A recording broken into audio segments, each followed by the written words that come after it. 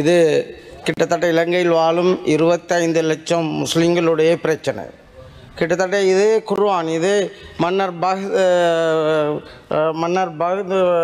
குர்ஆன், அதாவது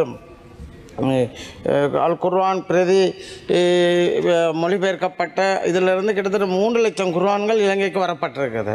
அந்த 3 லட்சம் குர்ஆன்களும் இன்று பாவனையில் இருக்கின்றது, பார்க்கப்படுகின்றது. கிட்டத்தட்ட நானே 30 வருடங்களுக்கு முதல் இதே குர்ஆனை எடுத்திருக்கின்றேன். நீங்கள் சொன்ன அந்த நேரம், அப்போ அந்த நேரம் இதே மொழிபெயர்ப்பு. மற்றது இதே மொழிபெயர்ப்பில் இப்பொழுதும் இங்கே நீங்கள் கொண்டு வர முடியாது என்று தடுத்து வைத்திருக்கின்றீர்கள். ஒரு குழு போடப்பட்டிருக்கின்றது. உதாரணத்துக்கு நாங்கள் கேட்கின்றோம், அந்த ரிவ்யூ கமிட்டி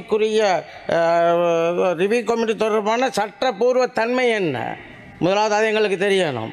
அந்த ரிவ்யூ கமிட்டியில் இருக்கிற ஒரு 8 பேர் இலங்கையில் இருக்கின்ற 25 லட்சம் முஸ்லீம்களுடைய இந்த புனித அல் குர்ஆனை தடுப்பதற்குரிய ஒரு முடிவை அவர்களுக்கு எடுக்க அவர்களுக்கு நினைக்கிறேன் ஒரு மார்க் அடிப்படையிலோட முடியாது என்ற அடிப்படையில் இது சம்பந்தமாக நாங்கள் நீங்கள் 2019ஆம் ஆண்டு ஏற்பட்ட அந்த குண்டு வெடிப்பை நீங்கள் காரணம் காட்டுறீங்க. அதை விட பெரிய யுத்தமே நடந்துச்சு.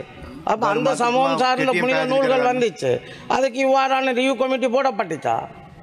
அப்படி போடப்படவில்லை. அதே போல் இதில் எங்களுக்கு தேவை சட்ட வாக்கம் என்னங்கிறதை நீங்கள் சொல்கிறதோட கிட்டத்தட்ட நான் இதில் குறிப்பிட விரும்புகின்றேன். இப்போ ஸ்மார்ட் ஃபோன்களை நாங்கள் எடுத்தால் பிளே ஸ்டோர், அதே போல் ஆப்பிள் ஸ்டோர், ஆன்லைன், யூடியூப், இது எல்லாத்துலேயும் இன்றைக்கு இளைஞர்கள் மொழிபெயர்க்கிறதுக்கு போனாங்கண்டா இதே மொழிபெயர்ப்பு தான் இருக்கின்றது. கொஞ்சம் நாங்கள் முக்கியமான ஒரு சமயம் சார்ந்த ஒரு பிரச்சனை, ஒரு அடிப்படை மனித உரிமை மீறப்படுதுங்க இன்னைக்கு. அதை இல்லாமல் ஆக்குறதுக்காக கொஞ்சம் பல இதுகள் நான் உங்களுக்கு எந்த இடத்துலையும் கடைச்சல் தர்றதுல எனக்கு ஒரு சின்ன ஒரு சந்தர்ப்பம் தரணும். அந்த அடிப்படையில் இந்த புனித அல் குர்ஆன் அதன் ஆரம்ப வடிவில் எவ்வித விளக்க குறிப்பும் இன்றி அரபு மொழியில் தமிழ் மொழியிலும் வாசித்து இலங்கை வாழ் 25 லட்சம் முஸ்லிம்களிடம் அடிப்படை உரிமை என்பதனை நீங்கள் ஏற்றுக்கொள்கின்றீர்களா?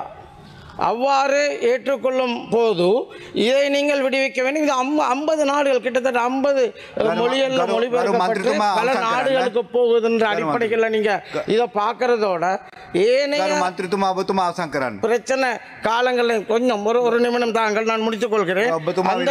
அந்த அடிப்படைகளில் நீங்கள் இந்த ரிவ்யூ கமிட்டி போடுறதுக்குரிய எங்களை பொறுத்தளவுக்கு சட்டப்பூர்வ தன்மையே ஒரு கேள்விக்குறி. அப்படி நீங்கள் போட்டிருந்தீங்க என்றால் ஒவ்வொரு யூனிவர்சிட்டியில் இருக்கின்றார்கள் பேராசிரியர்கள், அவர்களை கொண்ட ஒரு குழுவை போட்டு இது ஒரு சாதாரணமாக ஒரு முஸ்லிம்களுடைய ஒரு புனித நூல், அப்ப அது ஒரு கேள்வி கூத்தாக்கின்றார்கள், அதை கேவலப்படுத்துகின்றார்கள்.